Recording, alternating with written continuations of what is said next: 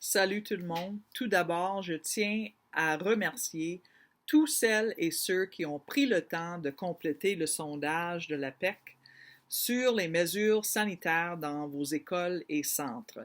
Nous avons reçu plus de 2500 réponses. J'ai examiné les résultats et les enseignantes sont divisées sur la suffisance et la mise en œuvre des mesures de santé et de sécurité dans vos écoles et centres.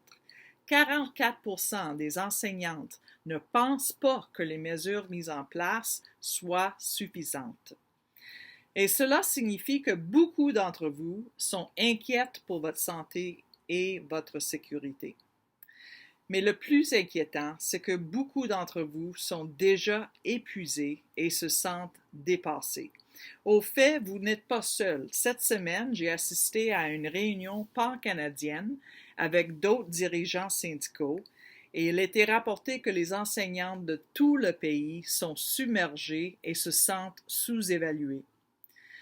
Vous avez assumé l'énorme responsabilité de mettre en œuvre des mesures sanitaires difficiles dans un système qui était déjà sous-financé. Vous nettoyez et désinfectez vos salles de classe parce qu'il n'y a pas assez de concierges pour faire le travail. Beaucoup d'entre vous ont reçu une tâche de supervision supplémentaire. Et ce qui ressort aussi des résultats du sondage, c'est qu'il est presque impossible pour les enseignantes de rester à 2 mètres de leurs élèves dans la salle de classe. Cela signifie qu'en plus de tout ça, vous portez des masques et des visières toute la journée. Ce n'est pas supportable. Si le gouvernement n'investit pas immédiatement et ne donne pas aux enseignantes une certaine marge de manœuvre, un peu d'oxygène, tout le système s'effondrera. Je tiens à vous rappeler que sur notre site web, l'APEC a un résumé pour les syndicats locaux des nombreuses directives des ministères qui sont mises à jour chaque fois que les directives sont modifiées ou amendées. L'APEC continue de soulever vos préoccupations à divers niveaux et nous continuons de travailler en votre nom. J'ai lu des centaines de commentaires et c'est incroyable ce que certaines d'entre vous vivent en ce moment.